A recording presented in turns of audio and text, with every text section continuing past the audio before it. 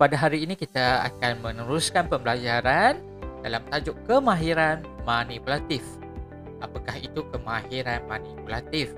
Kemahiran manipulatif ialah kemahiran menggunakan dan mengendalikan peralatan dan bahan sains dengan betul ketika menjalankan penyiasatan sains.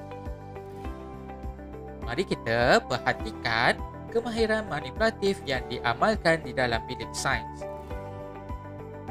Kemahiran manipulatif yang pertama ialah menggunakan dan mengendalikan peralatan dan bahan sains dengan betul dan cermat. Okey, ini contoh gambar menunjukkan cara untuk menuang cecair daripada bika ke dalam silinder penyukat. Okey, untuk makluman murid-murid, bahan ialah cecair yang ada dalam bika ini kita panggil bahan, dan juga peralatannya ialah bika serta silinder penyukat. Kemahiran manipulatif yang kedua ialah mengendalikan spesimen dengan betul dan cermat. Okay, ini ialah spesimen hidup. Okay, spesimen hidup inilah haiwan ini iaitu siput kebun.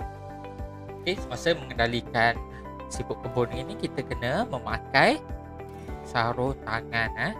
Memakai sarung tangan ketika nak ambil siput ini, dan kita letakkan dia pada bekas yang sesuai, bekas ataupun pada jubin apabila kita nak perhatikannya. Kemudian apabila kita telah selesai memerhati haiwan tersebut, kita hendaklah melepaskan haiwan tersebut ke tempat asalnya. Yang ketiga, melakar spesimen, peralatan dan bahan sains dengan betul. Okay, selain daripada siput kebun itu, okay, bunga raya ini juga kita namakan spesimen. Okay. Dan peralatan yang kita ada ialah ini jubin, bika, okay, dan air ini ialah bahan. Okay, kita lakarkan mengikut gambar yang kita lihat secara panggil 2D. 2D lakaran saja, tak perlu dengan detail dengan menyeluruh bulat macam ni, tak perlu tengok kosong je, lukis apa yang kita dapat lihat saja.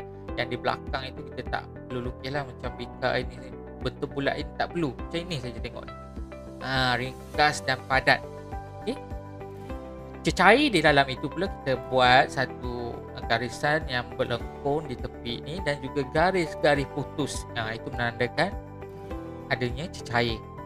Kemudian last sekali, yang akhir sekali, kita hendaklah labelnya mengikut namanya. Bika dalam ni ada air, kelopak ini bunga raya. Itu label kena ada lah. Yang keempat, membersihkan peralatan sains dengan cara yang betul. Ini kita tunjukkan cara mencuci tabung uji. Okay, yang pertama kita tuang bahan sains yang kita telah selesai guna dan kita tak nak guna lagi ke dalam sinki dengan keadaan air yang mengalir lah, supaya air ini dapat membawa bahan ini ke dalam lubang ini. Yang kedua, kita kena cuci tabung uji itu. Kalau kotor kita kena gunakan berusdia lah. Okay. Dan apabila kita nak keringkan tabung uji, kita letak pada rak tabung uji ini dan biarkan kering dahulu. Yang kelima, menyimpan peralatan dan bahan sains dengan betul dan selamat.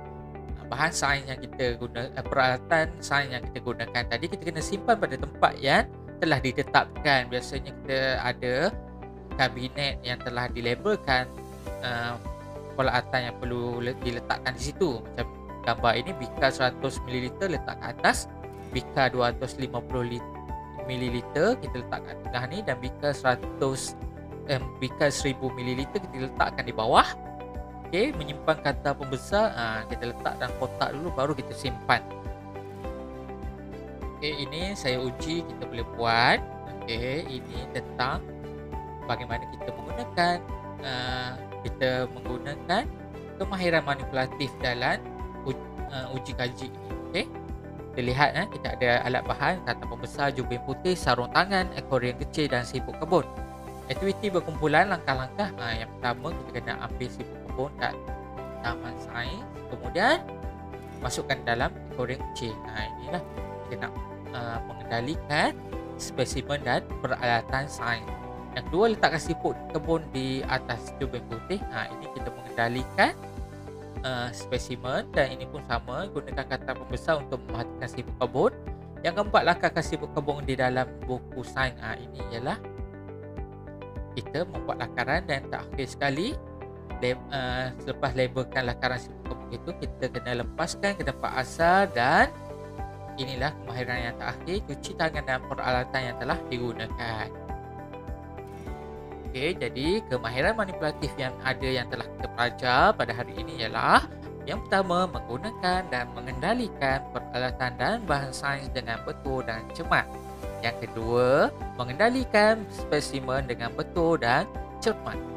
Yang ketiga, melakar spesimen, peralatan dan bahan sains dengan betul. Yang keempat, membersihkan peralatan sains dengan cara yang betul.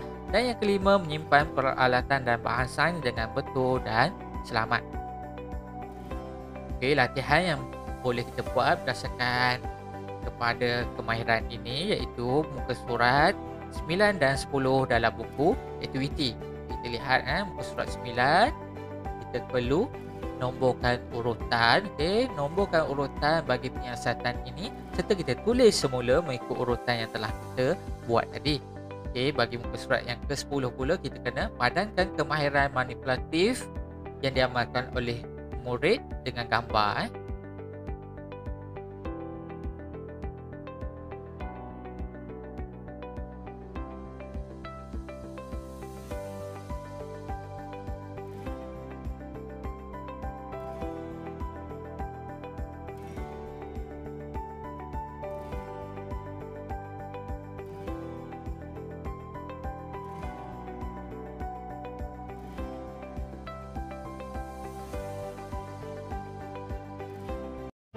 Jika telah selesai menonton, sila komen nama dan kelas anda di bawah.